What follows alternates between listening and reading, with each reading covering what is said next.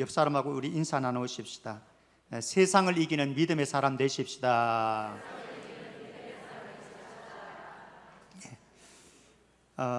이번에 20세 이하 월드컵 대표팀이 우승은 못했지만 준우승했습니다. 대단한 쾌거를 올렸는데요. 우리가 우승은 못하고 준우승에 그쳤지만 이강인 선수는 최고의 골든볼 수상자가 됐습니다.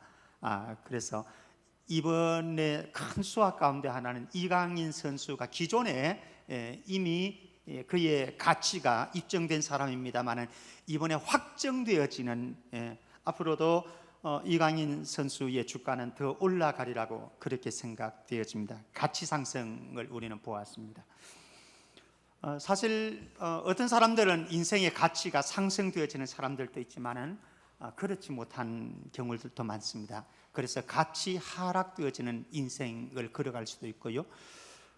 그러면은 한국 교회는 과연 어땠을까? 또 한국 교회의 목회자인 저를 위시한 우리 한국 교회의 그리스도인들은 과연 어떠할까? 가치 상승을 타고 있는가, 가치 하락을 타고 있는가 한번 점검해 볼 필요성이 있다고 생각합니다. 우리는 믿음으로만 구원받고 믿음으로만 의롭게 되어진다라고 하는 이 신학적인 전제에 모두가 아멘입니다. 아멘이 맞습니까? 믿음으로만 구원을 받고 믿음으로만 의롭게 되어집니다. 우리의 구원과 우리의 의롭게 됨에 있어서 인간의 노력과 인간의 공로가 1%도 가미되어질 수는 없습니다. 자, 그런데 한번 생각해 볼 부분은 여기에 있습니다. 그러다 보니까 믿음으로만 구원받고 믿음으로만 의롭게 되어진다라고 하는 이 신학적인 전제 속에서 그리스도인의 삶은 터부시가 되어지는 경향성이 오늘날 한국교회 안에 우리의 삶 안에 있다라고 하는 거죠. 그래서 나치 운동에 저항했던 행동주의 신학자인 독일의 본헤프 목사님은 삶이 따르지 않는 기독교의 모습을 보면서 이렇게 빈정됐지요. 값싼 복음이요 값싼 구원이다. 복음이 결코 값싸지 않습니다. 구원이 결코 값싸지 않습니다. 그러나 복음이 값싸게, 구원이 값싸게 전락되고 말았다. 그래서 사람들 그럴 필요 없이 우리들은 그렇게 생각할 때가 있습니다. 교회만 나오면, 예배만 드리면, 성경책만 끼고 있으면 자동적으로 천국 갈 수 있다. 이렇게 우리는 공식화를 해 놓고 있습니다. 그러다 보니까 결국 싸구려 복음이 되어버렸고요, 나이롱 신자들이 너무 많은 거라. 저는 우리 교회는 안 그렇다 이렇게 얘기하고 싶지 않아요. 목사인 저는 안 그렇다 이렇게 말하고 싶지는 않아요. 저부터도 보장되어지지 않는 부분이고 우리 교회도 여기에서 예외는 될 수 없다. 그래서 기독교의 가치 그리고 그리스도인들의 가치와 위상은 바닥으로 떨어져 있습니다. 그래서 기독교인들을 이제는 교회를 신뢰하지 않으려고 합니다. 그러니까 전도도 잘 먹혀 들어가지 않는 시대에 오고 말았다. 그래서 어떤 사람들은 직장에서 오랫동안 같이 직장 생활을 했는데 저 사람도 교회 다녀서 이런 얘기가 나올 수 있는 거죠. 익명의 그리스도인들로, 무늬만 가진 그리스도인들로 살아온 우리네 현실. 그래서 우리는 믿음의 길에 대한 좀 더 진지한 반성이 이루어지지 않으면 안 된다라고 하는 사실입니다. 인간의 노력이나 행위가 구원과 의롭게 되는 데는 1%도 가미될 수 없다라고 하는 이 사실에는 누구도 반발해서는 안 됩니다. 이 부분에 저항해서도 안 됩니다. 거부해서도 안 됩니다. 그런데 이 신학적인 전제 속에서 이것이 잘못 오인되어지면은 우리가 아무렇게 믿어도, 대충 믿어도 구원받고 의롭게 되어지고 천국 갈 수 있다, 이렇게 오해될 수 있다라고 하는 것입니다. 그러면은 정말 그런가? 우리는 성경을 통해서 많은 부분 우리는 접근할 수 있지만 그냥 간단하게 한번 보도록 하십시다. 예수님은 천국 가는 길은 아무나 갈 수 없는 좁은 길이라고 말씀합니다. 좁은 길. 믿음의 길은 좁은 길입니다. 좁은 길. 그리고 예수님께서는 주여 주여 하는 자마다 다 천국으로 들어갈 수 없다라고 말씀하셨습니다. 교회에 온다고 성경책을 끼고 예배를 드린다고 그 사람이 다 천국 들어가는 것 결코 아니다라는 말씀입니다. 죄송합니다. 오늘 저도 예배를 인도하고 있고 여러분들도 이 공동체 안에서 예배를 드립니다마는 어쩌면 저와 여러분들이 마지막 주님 앞에 갔을 때에 나 너 모른다, 김병태 나 너 몰라, 이럴 수도 있다라고 하는 겁니다.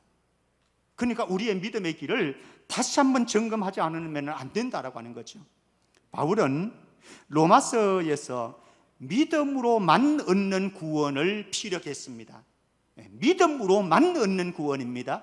구원을 다른 것으로 얻을 수 없다. 인간의 행위와 인간의 삶으로 공적으로 의로, 인간이 만들어 놓은 의로 구원을 얻을 수 없다. 쐐기를 못을 박아 놓습니다. 그런데 야고보 사도는 야고보서에서 행함이 없는 믿음은 헛것이고 죽은 것이고 믿음이 아니다. 행함이 없는 믿음으로는 구원 얻을 수 없고 천국 갈 수 없다. 야고보 사도는 명확하게 말씀을 하고 있습니다. 그러면은 바울이 로마서에서 말씀하고 있는 이 믿음과 구원과 야고보 사도가 야고보서에서 말하고 있는 이 믿음과 구원이 정반대인가, 잘못된 것인가, 이건 모순된 것인가? 그렇지 않다라고 하는 사실 한번 증명해 드리겠습니다. 아브라함은 믿을 때에 믿음으로 이미 구원을 받았고 하나님의 백성 되었고 천국이 그에게 현실되었습니다. 믿음으로 구원을 받았습니다. 그런데 아브라함이 믿음으로 구원받았다고 하는 이것이 언제 확정되어졌는가 하면요, 자기의 아들 이삭을 모리아산의 제물로 번제물로 드리라고 하실 때에 계산도 하지 아니하고 이유도 묻지 아니하고 그 말씀에 하나님의 말씀을 그대로 받고 순종으로 행동할 때에 하나님께서 야 아브라함 너의 믿음 확정됐어 이렇게 말씀합니다. 자, 우리가 예수 믿으면 천국 갈 수 있고 예수 믿으면 의롭게 되어지고 예수 믿으면 구원받는다라고 하는 사실 분명합니다. 여기에는 그 누구도 다른 이론을 제시해서는 안 됩니다. 그런데 중요한 것은 무엇인가 하면은 우리가 예수 믿으면 구원받고 예수 믿으면 의롭게 되어지고 예수 믿으면 천국을 갈 수 있다고 하는 이 믿음의 실체가 도대체 무엇인가? 성경책 끼고 교회에 오는 것인가? 예배 한번 드리고 이것이 믿음인가? 아니다라고 하는 겁니다. 아니다라고 하는 겁니다. 이 믿음이라고 하는 것은 우리를 의롭게 만들고 구원을 얻게 만들고 천국 갈 수 있게 만들 이 믿음의 실체는 우리의 삶의 현장에서 믿음으로 행동으로 삶으로 증명되어질 때에 이게 진짜 믿음이다라고 하는 거죠. 오늘 우리는 점검해야 됩니다. 만약에 우리가 믿음이 있노라라고 하면서요 행함으로 하나님과 내가 의로운 관계임을 증명할 수 없다고 한다면 그 사람의 믿음은 죄송하지만 거짓 믿음일 수 있다라고 하는 거죠. 만약에 내 삶에 하나님을 향한 거룩한 열망이 일어나지 아니하고 성결한 삶을 향한 열망이 일어나지 않고 그래서 성화의 길을 걸어가지 않는다고 그런다면 그래서 세상과 친구를 하는 것이 아무렇지 않고 세상의 길을 쫓아가는 것이 아무렇지 않다고 한다면 그 사람의 믿음은 어쩌면은 가짜 믿음일 수도 있다라고 하는 거죠. 그래서 히브리서 기자는 예수 그리스도의 탁월함에 대해서, 예수 그리스도는 천사보다도 더욱 탁월하고 모세보다도 여호수아보다도 탁월한 분이시고 예수 그리스도는 구약의 대제사장들보다도 훨씬 탁월한 분이시다.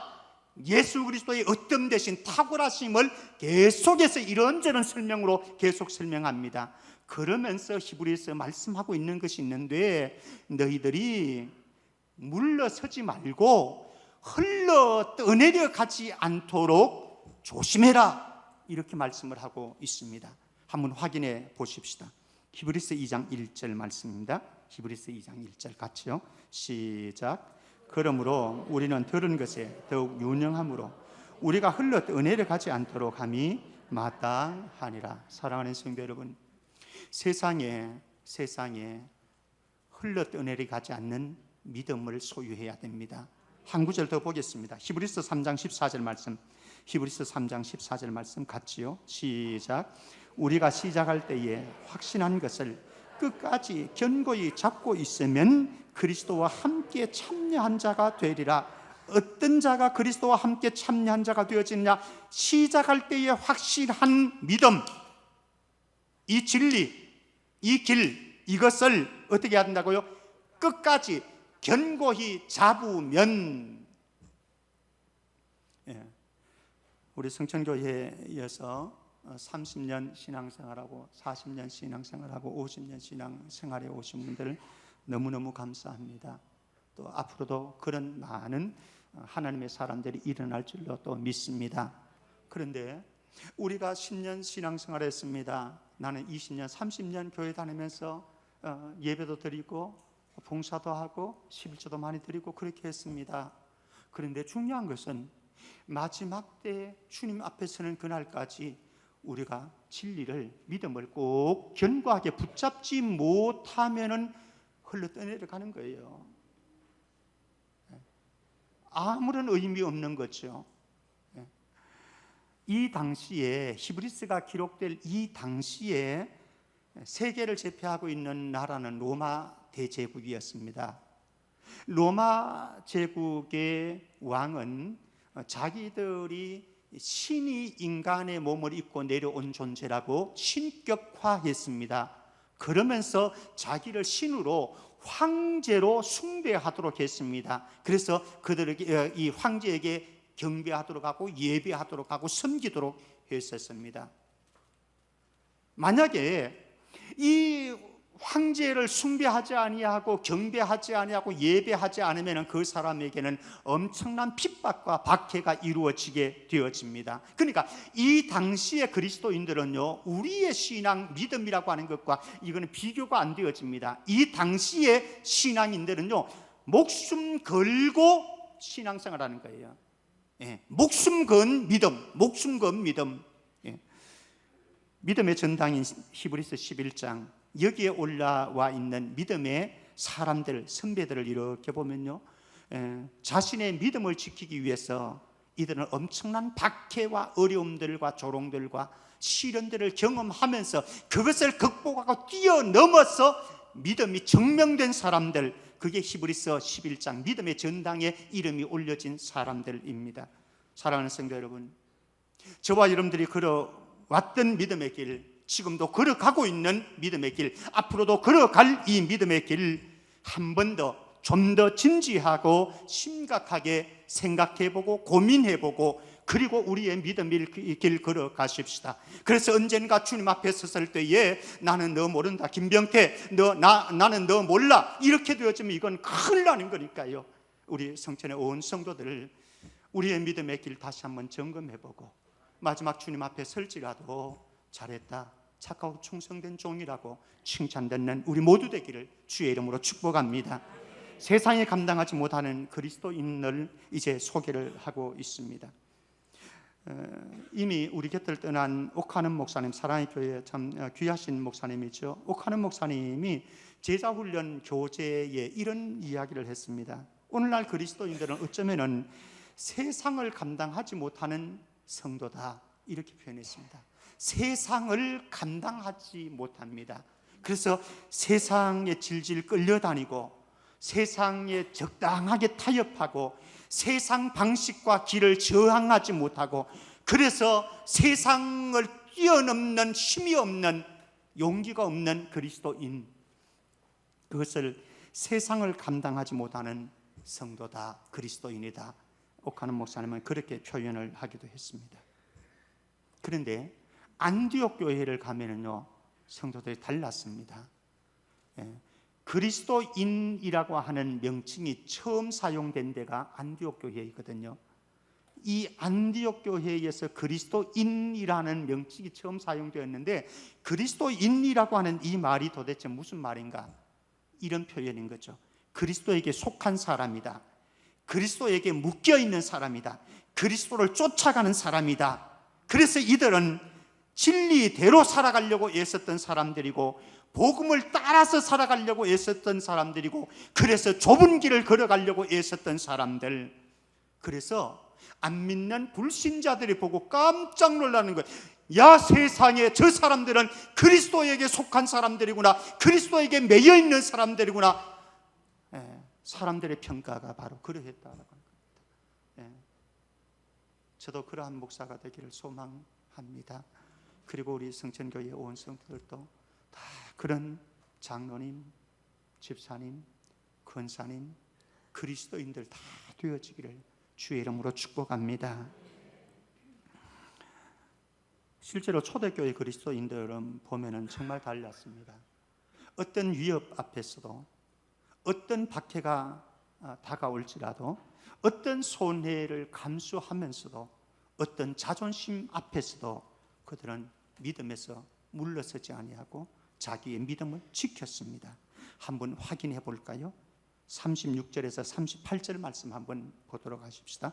36절 말씀 같이 한번 봅니다. 시작.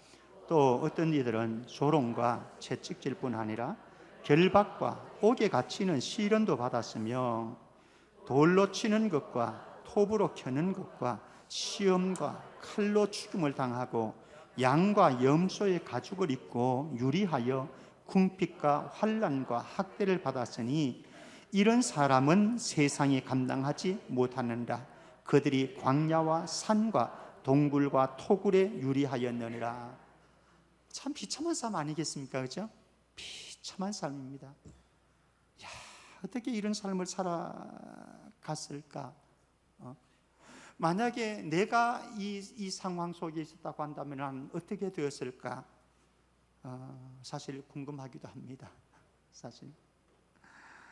그래서 이런 성도를 가리켜서 히브리서 기자는 세상이 감당하지 못하는 성도라, 세상을 감당하지 못하는 그런 얄팍한 기독교인이 아니라 세상이 우리를 감당해내지 못하는, 세상과는 다른, 전혀 다른 그런 멋진 그리스도인들, 멋진 성도들, 우리 그렇게 믿음 생활해 가기를 주의 이름으로 축복합니다.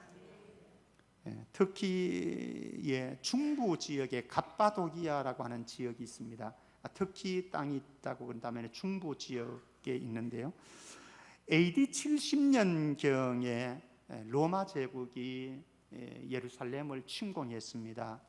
그러면서 성경의 예수님 말씀처럼 돌 위에 돌이 하나 남아 있지 않을 정도로 완전히 예루살렘이 초토화가 되어버렸죠. 완전히 파괴되고, 그리고 이제는 더 이상 예루살렘에서 믿음을 지킬 수 없다라고 판단되어져서 수많은 그리스도인들이 요르단, 지금의 요르단 있죠, 그죠? 요단강 건너편에 있는 그 땅 요르단으로 가서 거기에서 이제 동굴에서 살고요. 그리고 또 일부의 사람들은 그 위쪽에, 예루살렘 저 위쪽으로 있는 터키 지역, 지금 터키 지역, 특별히 갑바도기아 내지는 소아시아 지역, 터키 지역으로 가가지고 그곳에서 조금 이따 제가 보여줄 겁니다. 동굴에서 살고 지하를 파가지고 지하 도시를 만들어서 토굴이라고 그럽니다. 토굴 속으로 들어가서 그들의 믿음을 지켜냈습니다. 참 엄청난 일들인 거죠. 오늘 조금 이따가 보면요, 괴렘의 동굴이라고 해발 1200m의 고지입니다. 1200m의 고지에 바위가 있는데 바위를 뚫어가지고 그곳에 가서 그들의 믿음을 지키고 그곳에서 아예 생활을 했었습니다. 그리고 우치히사르라고 하는 아파트형 동굴이 있는데요. 동굴도 뭐 한두 개짜리 아니고 아파트처럼 막 동굴이 이렇게 새겨진, 조금 더 보여드리겠습니다. 그리고 이제 파노라마라고 하는 한 곳에서 보게 되어지면은 도시가, 동굴을 만든 바위들이 있는, 바위 동굴이 있는 도시가 보이는 그런 그 내용은 조금씩 이렇게 접근해가면서 확대하는 형식으로 제가 영상을 준비했습니다. 그리고 대린구유라고 하는 곳이 있는데 그곳은 지하에 땅굴을 파가지고 땅굴에서 도시를 형성했습니다. 그래서 거기에서 믿음을 지켰습니다. 이제 그 바위 동굴보다는 더 안전하겠지요. 그래서 동굴도 안전하지 않으니까 믿음을 지키기 위해서 아예 땅굴을 파가지고, 땅굴도 10층 정도를 파고, 뭐 우리 갔는데 4층 정도 되는데 10층 정도를 파가지고 땅굴에 도시를 만들어가지고 그곳에서 모든 생활을 다 했습니다. 뭐 사람이 죽으면 그곳에 장례도 그곳 지하에서 하고요. 장례한 그곳에서 같이 밥 먹고 자고 그렇게 다 하는 겁니다. 엄청난 부분인데 한번 영상 보도록 하겠습니다.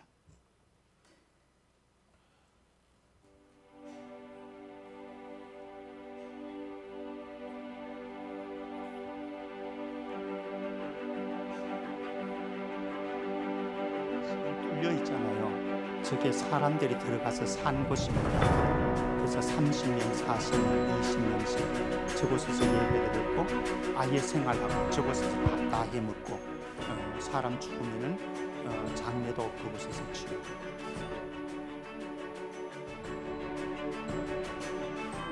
여기는 저 바위를 보십시오. 저게 곳곳이 뚫려 있거든요. 예쁜 사람 있죠. 저건 좀 오래 보여줘야 되는데 아파트형,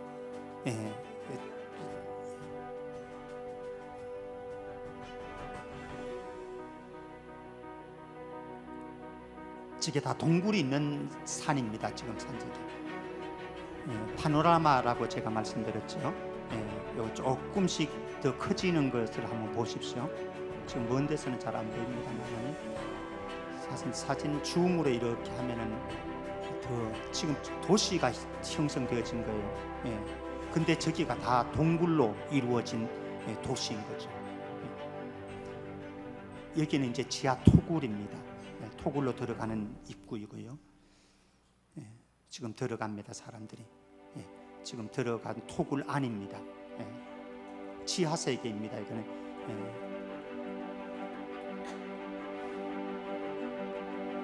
한 사람이 지나갈 정도의, 거기도 조금 저런 데서 그들이 삶을 살았습니다. 여러분들이 생활을 했어요. 사실 우리 지하 단칸방에서 사는 것도 참 어렵잖아요. 그죠? 너무너무 힘들잖아요. 아마 지하 단칸방에서 생활해 보신 분들도 계실 거예요. 근데 거기에서 요새는 뭐 지하방은 거의 없어지고 반지하도 요새는 자꾸 사라지는 형태잖아요. 곰팡이 쓸고 공기가 안 좋기 때문에. 근데 저 상상을 해 보십시오. 여러분들 저 지하 10층까지 거기에서 제가 설명을 못했는데 학교도 만들어 가지고요, 성경을 가르치기 위해서 학교도 만들어 가지고 그 안에 지하세계 안에서 학교도 만들어서 성경을 가르치고 믿음을 전수시키는 이런 일들을, 정말로 이 갑바도기아에 있는 그 기독교인들을 생각하면요, 우리는 너무너무 부끄러운 거예요. 저도 그렇고 여러분들도 그렇고. 그러니까 사실은 우리의 믿음이라고 하는 게 나이롱이에요. 나이롱 신자예요. 우리는 너무너무 부끄러운, 믿음의 길이 이랬다고요. 이랬다고. 그러니까 우리가 믿음이라고 하는 것을 좀 더 신중하게 한 번 더 생각해 보아야 되는 것 아니겠는가라고 하는 겁니다. 제가 질문 던지는 게 그것입니다. 자, 이렇게 믿음으로 살았던 사람들, 그럼 어떻게 저런 삶을 살아갈 수 있었을까? 도대체 그 삶의 비결이 있을까? 예, 비결이 있죠. 예, 어떻게 저런 삶을 살았을까? 상상이 안 되어지는 삶인데 그들의 삶의 비결이 있습니다. 한번 보십시다. 39절 말씀 먼저 봅니다. 39절 같이요. 시작. 이 사람들은 다 믿음으로 말미암아 증거를 받았으나 약속된 것을 받지 못하였으니 40절입니다. 시작. 하나님이 우리를 위하여 더 좋은 것을 예비하셨은즉 우리가 아니면 그들로 온전함을 이루지 못하게 하려 함이라. 약속된 것이 있었습니다. 더 좋은 것이 있었습니다. 고린도후서 4장 17절 18절 말씀입니다. 같이요. 시작. 우리가 잠시 받는 환난에 경한 것 지극히 크고 영원한 영광에 중한 것을 우리에게 이루게 하매니 우리가 주목하는 것은 보이는 것이 아니요 보이지 않는 것이니 보이는 것은 잠깐이요 보이지 않는 것은 영원함이라. 이들이 이런 삶을 살 수 있었던, 이런 믿음을 지킬 수 있었던 비결이 뭔가? 그게는 비밀이 있었다라고 하는 겁니다. 무엇입니까? 현실과 환경을 보지 아니하고 이들은 하나님이 주시는 약속 하나 붙잡고 살아갔습니다. 이들은 이 땅의 미련을 갖지 않았습니다. 그리고 대신 하늘 나라의 소망을 가진 삶을 살았던 사람들입니다. 이들은 세상의 사람들의 칭찬과 자랑에 목마른 사람들이 아니었습니다. 하늘 상급만 바라보고 살아가는 사람들이었습니다. 이들은 보이는 가치뿐만 아니라 보이지 않는 가치의 의미를 알았습니다. 그래서 보이지 않는 가치에 생명을 걸 수 있는 용기가 그들에겐 있었던 사람들입니다. 이들은 세상 소리보다 하늘의 소리에 민감했고 이들은 사탄의 소리보다는 하나님의 음성에 민감했던 사람들이었습니다. 그랬기 때문에 모든 것을 포기하고 그리고 믿음을 지키는 이 한 길 쫓아갔던 사람들. 물론 이들도 힘들지 않은 건 아니었겠죠. 십자가의 길을 걸어가는 이 길 때문에 그들은 조롱거리가 되기도 하고 그리고 부끄러움과 수치를 견뎌야만 하기도 했고 그리고 전답을 모두 빼앗기고 공동체에서 마을에서 가정에서 축출되는 이런 일들도 경험했습니다. 한번 확인해 볼까요? 히브리서 10장 33절 히브리서 10장 33절 같이요. 시작.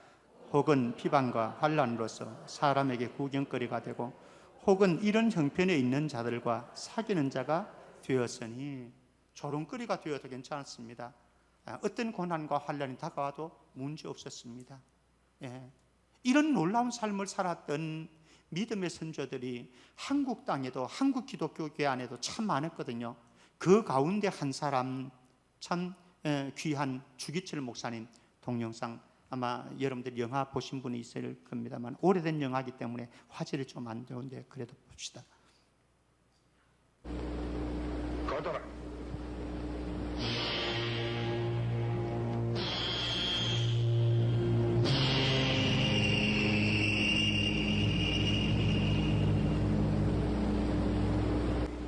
여러분이 신사참배하겠다고 약속을 하면 주목사를 이 위로 걷지 않게 할 것이며 그렇지 않을 땐 주목사를 이 위로 걷게 할 것입니다. 자, 그럼 셋을 셀 때까지 결정하시오. 하나, 둘, 셋. 여러분, 움직이지 마시오. 여러분, 나 주기철을 생각지 마십시오. 오직 주님의 십자가만을 생각하십시오. 주님의 계명을 굳게 지킵시다. 무시.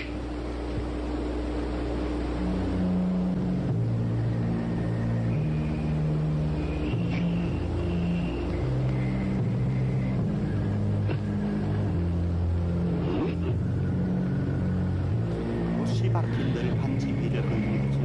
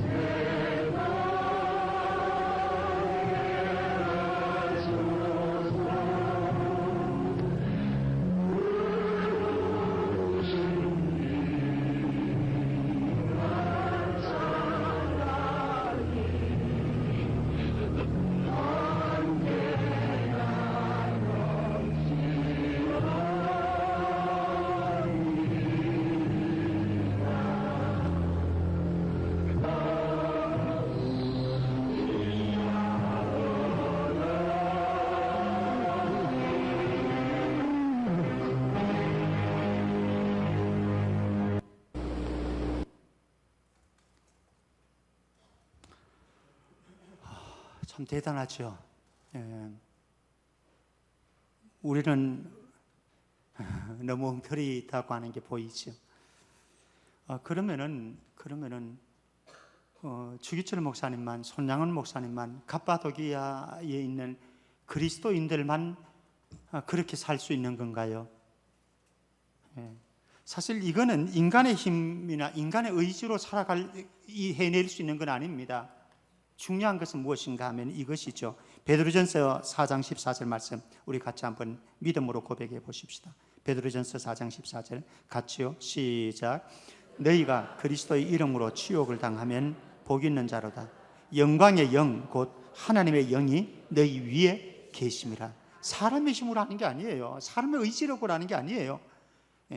성령께서 용기를 주시고 힘을 주시고 그 시련들을 이길 수 있는 에너지를 주니까 그게 가능한 거지요.